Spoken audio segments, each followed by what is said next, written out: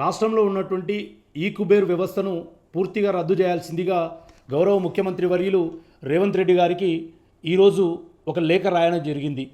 ఈ లేఖలో ఈ కుబేర్ వ్యవస్థను రద్దు చేయడంతో పాటు రేపు దసరా సందర్భంగా పెండింగ్లో ఉన్నటువంటి 3 డిఏలైనా వెంటనే ప్రకటించాల్సిందిగా నేను వారిని సహృదయంతో కోరడం జరిగింది.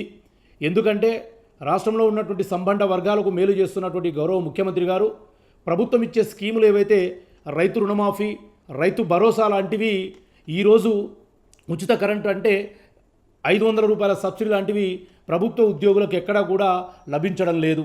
మరి ప్రభుత్వ ఉద్యోగులకు ప్రభుత్వ స్కీములు వర్తించడం లేదు, కానీ ప్రభుత్వ ఉద్యోగ ఉపాధ్యాయ పెన్షనర్లకు రావాల్సిన న్యాయపరమైనటువంటి పెండింగ్లో ఉన్నటువంటి డిఏలు ఇవ్వడం మన ప్రభుత్వ ధర్మంగా భావించి వెంటనే డిఏలు ఇవ్వాల్సిందిగా నేను వారిని కోరడం జరిగింది.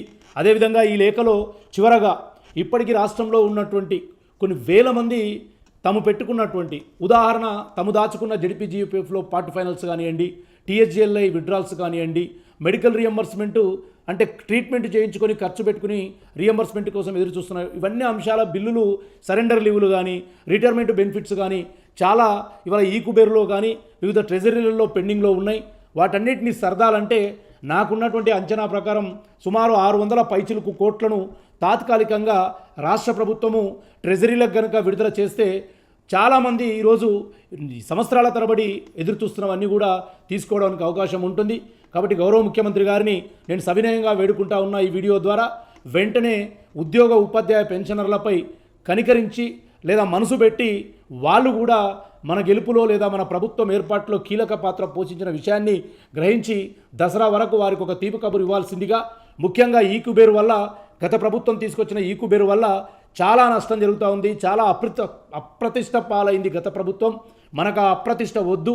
మనం గత ప్రభుత్వంలో ఒక బిల్లు సబ్మిట్ చేస్తే ట్రెజరీ నుంచి బ్యాంక్ అకౌంటు ద్వారా ఇన్కంబెంట్కి వెళ్ళే అవకాశం గతంలో ఉండే. మరి ఈ కుబేర్ వచ్చిన తర్వాత అది రద్దయింది. మళ్ళీ పాత సిస్టాన్ని తీసుకురావాల్సిందిగా నేను ముఖ్యమంత్రి గారిని ఈ లేఖ ద్వారా వేడుకుంటున్నాను. Thank you.